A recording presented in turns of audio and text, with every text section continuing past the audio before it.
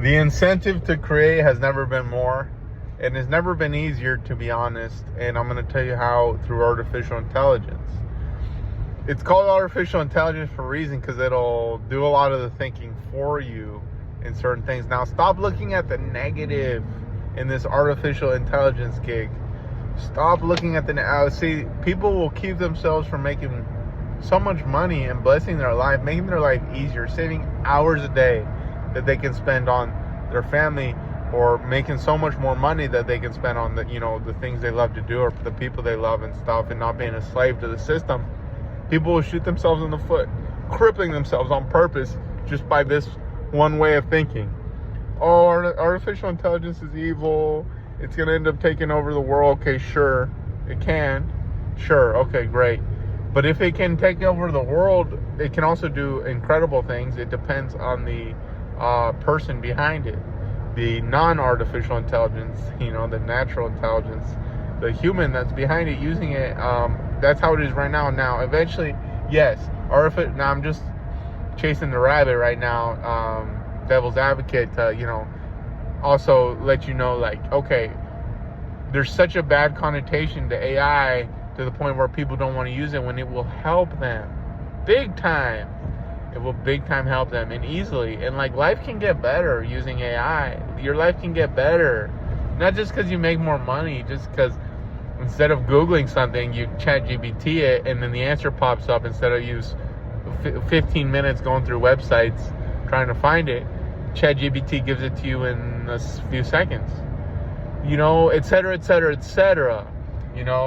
Reports that don't have to be made because ChatGPT will generate it after you input some information.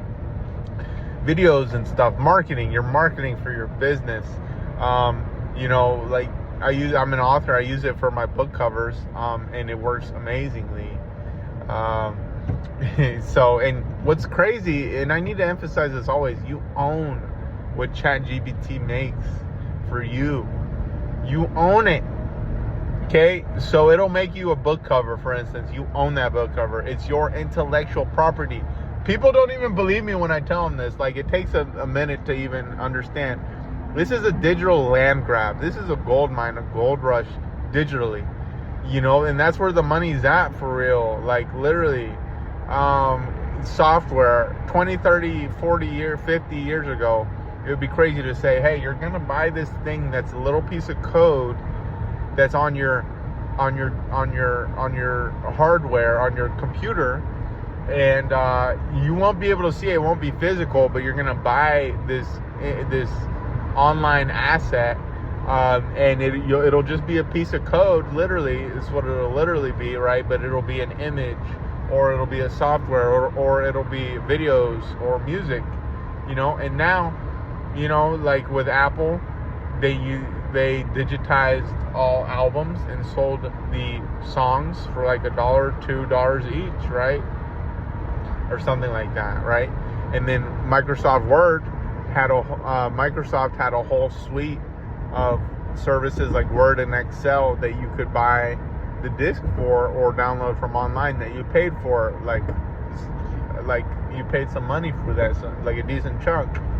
It's not just Netflix getting their 10, 15, 20, 30, I don't know, much a month from that recurring subscription and stuff. Now it's so much more. Like, we own assets that are digital. We can't physically feel them, but they're on our computers and we pay for that. It's pretty incredible.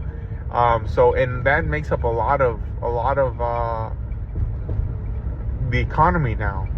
Digital assets. Okay? So you have a great digital asset. Like, I'm telling you, ChatGPT can make songs for you. I mean, it won't give you the MP3 file, but it'll give you the lyrics. It'll write songs for you. It can give you notes and stuff, which is crazy. It can teach you anything, yo. You just text back and forth with it. Think about like texting back and forth with a specialist in anything, and it'll teach you something. So I want to start a logistical brokerage that is helping semi-trucks move from here to there, carrying loads and being the in-between middleman so that they don't have to do that paperwork, and I handle some of the liability and stuff like that. and just getting them jobs and stuff like that. So putting people to work as a logistical brokerage. So I do have an online course online that I bought, and it's so boring. It's so boring. It's actually very boring. Like, I wouldn't say it if it wasn't very boring. It's very boring.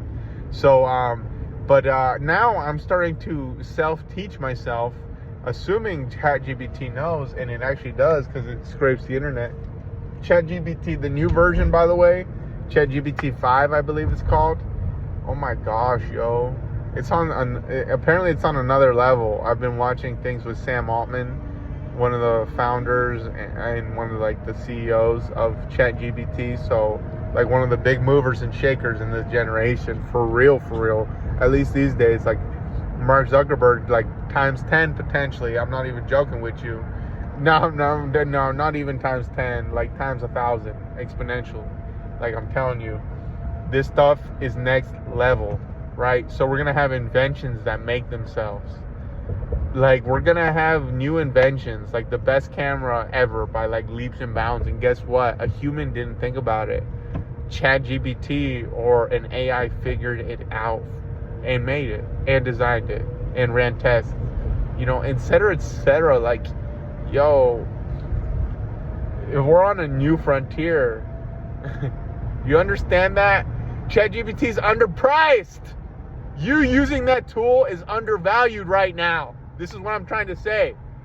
You need to leverage that tool. One person can do the job of 200 people now.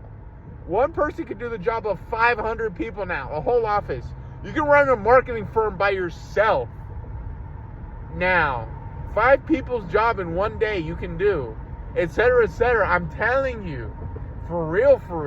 You don't have to know things. You don't have to know how to design things anymore. And you can design things for people and they'll pay you. And you don't have to tell them that you use ChatGPT. You don't have to tell them that. And the ChatGPT Plus, shameless plug, like, I don't care. I don't get any money. I'm just telling you, this is so undervalued. And people don't want to use it because, it might be evil. Okay, you're shooting yourself in the foot. You got to think about it the right way. This is a land grab. Do you know what a land grab is? You I don't know how to put it. Every response that it gives you, and it can give you any response, depending on how you craft your prompt, meaning how you write the question or how you communicate via text, via your typing with your keyboard to ChatGPT, and it will give you back. And I'm using ChatGPT specifically. There's so much more AIs now, by the way.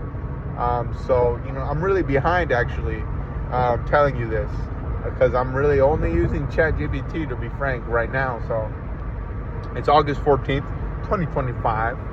So point is, yo, ChatGPT is so undervalued, yo.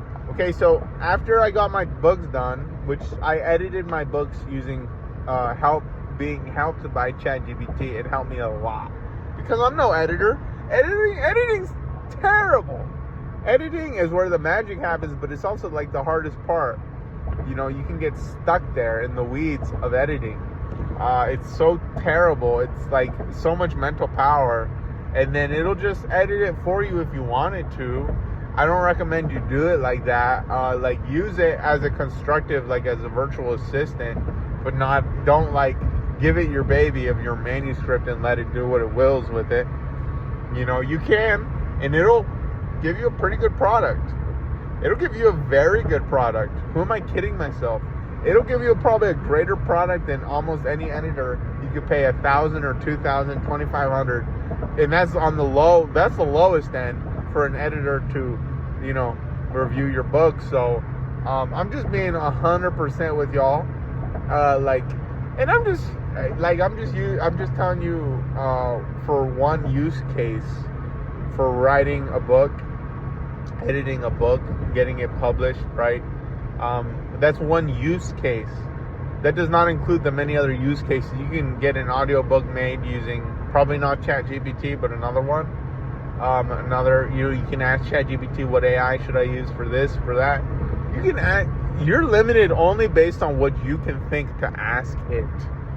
Like, write that down or something. Like, know that You can do anything with it as much as you like want to do, as much as you push it to do. So if you're not using ChatGPT, especially if you're not using it for petty reasons, which are excuses, by the way, for not wanting to adopt, not wanting to go through the challenge of adopting something new, which there's a psychology to why we don't want to try new things. It's like part of being safe and evolution and stuff. But anyway, you guys need to try it. God bless y'all.